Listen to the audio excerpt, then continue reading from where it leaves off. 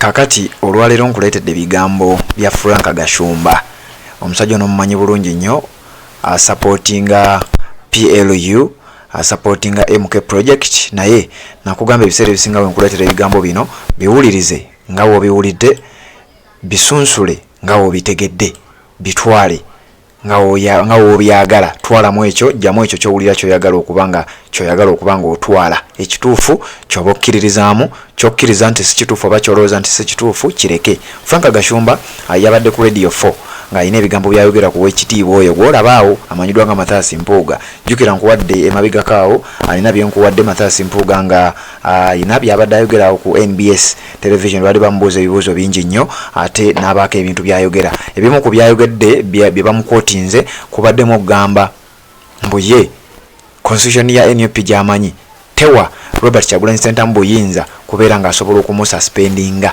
nga deputy president naye ng'ate jjukira Mpuuga y'omu yavaayo n'akutegeeza NUP teyina constitution ekyo yakyogera ne Yabadde bwanika yakyogera n'abamu ku balala abakkiriza mu kampu eyo eya Mpuuga. Kakati olwaleero ate ye muntu y'omu akugambye NUP constitution gyeyina tekkiriza president kubeera nga ngoba okubeera deputy president we.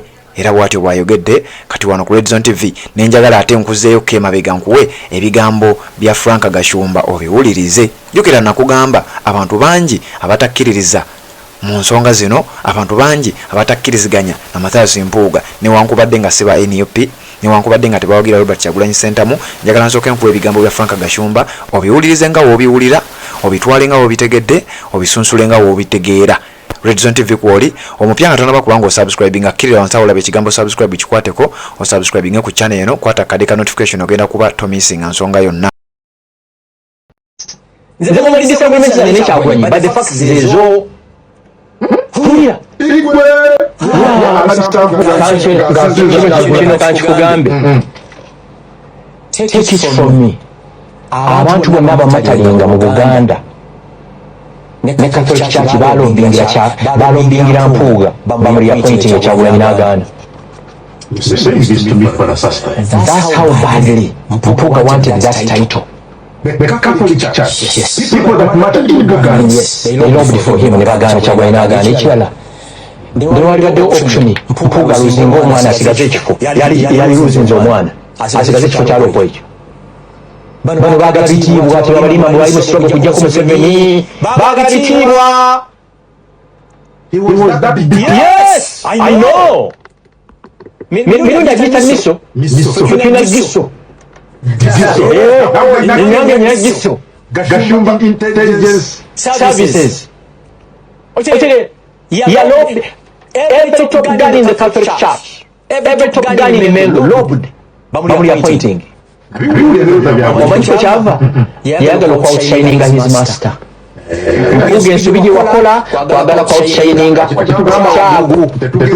Never outshine your master, never. Kyeyakola ngakola press conference every week, he was so active on social media, ali nyinyonyi in and out.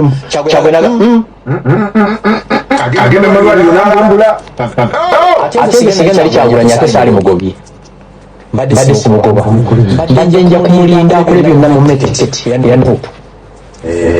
Kyagulanyi awakolamu ensobi overreacted yakola ya Museveni kade aganga atawanya Museveni n'amulinda mu kalulu kuba sipiika n'aleeta ani Kyagulanyi.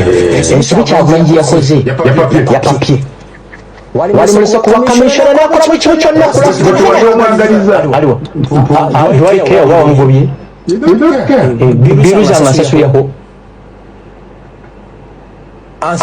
bino byemu bya kidongo ebyo zekikyakyamuka ogabiza omuntu gwendi feni nga 24 hours mumanyi kaliwa Mpuuga atambulenga n'ekifaananyi ky'akyala bagenda mu kyaki ujono Kyagulanyi oba mu motoka oba mu ddiiro oba mu ofiisi. Kino kankikugambe ani yafudde Mpuuga kyali tayiteze ebbiri answer me. Osinza otya Yesu gw'otalabanga n'otasinza Kyagulanyi yakufuula ky'oli. Osinza otya Yesu gw'otalabanga n'otasinza Kyagulanyi yakufuula ky'oli. Kubanga mu history ya Uganda ne bwe giribeera emyaka miliyoni 10 ekifaananyi kya Mpuuga kigenda kubeera mu parliament ngalo. Ngabo laba gyolese ennyonyi You get it? Kiringanga President Museveni okufuula minister oba state minister kikakatako musinza bw'omala okusinza Katonda sinza bazadde bo sinza Yoweri Museveni sinza Kyagulanyi Obama ebyo byoyagala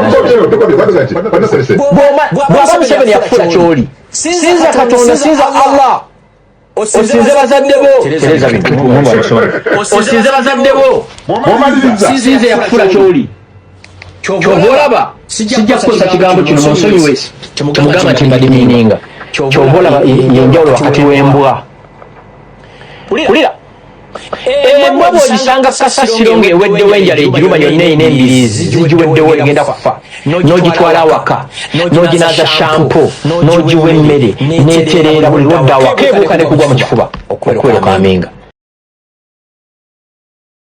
Kale bigambo biwulidde kugambye ebitwale nga wobiwulidde bisunsule nga bw'osobola otwalemu by'oyagala ebyo tayagala obireke. Frank Gashumba agamba Mpuuga yandibadde asinza Kyagulanyi era ategeezezza nti ekifaananyi kya Mathias Mpuuga mu Parliament kigenda kubeeramu emyaka n'emyaka lwansonga abaddeko lead of opposition era n'abuuza ani yali alonze Mpuuga nga lead of opposition mu bulamu bwa Mpuuga, ani yali alonze Mpuuga nga commissioner. Kakati nno olwaleero Mathias Mpuuga nsambo w'ekitiibwa abadde ku NBS TV ng'ategeeza eggwanga nti constitution y'amanyi ey'ekibiina ekya National Unity Platform tekkiriza Robert Kyagulanyi Ssentamu kubeera nga amugoba oba amususpendinga nga leader of opposition bwatyo nga deputy president newankubadde ate constitution y'emu Robert Kyagulanyi Ssentamu yayita okubeera nga amulonda era newankubadde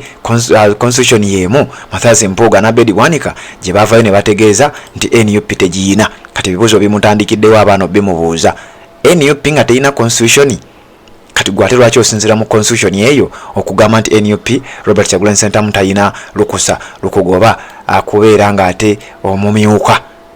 Okitegedde bigambo bibadde bya Frank Gashumba. Waliwo omwana yataddeko comment ku bigambo ebyo bya Frank Gashumba nti at least ne saawa enfu ebalayo emirundi ebiri obituufu mu lunaku essaawa ne bweba nfu at least mu lunaku ebalayo emirundi ebiri ebituufu. Okitegedde Red Zone TV kwoli webale kubanga okyatugoberera yonna gy'osobola okubanga gy'otulabira bw'otonaba kubanga osubscribe nga kikole kirira wansi awo olaba ekigambo subscribe kikwateko okwate kade aka notification ogenda kuba tomisinga nsonga yonna ojja kubeera omu ku abo banasooka nga okumanya Red Zone TV wenaabanga etaddeyo ensonga yonna gwatugoberera already kyokola kya mutawaana nnyo. Webale kubanga otambula n'omukutu guno bw'oba tonaba kubanga osubscribing era nkujjukiza nga kikole kirira wansi awo olaba ekigambo ekyo subscribe kikwateko okwate ne kade aka notification ojja kuba otambula naffe ebbanga lyonna kanzija ate tubeere nga tukuwa updates endala.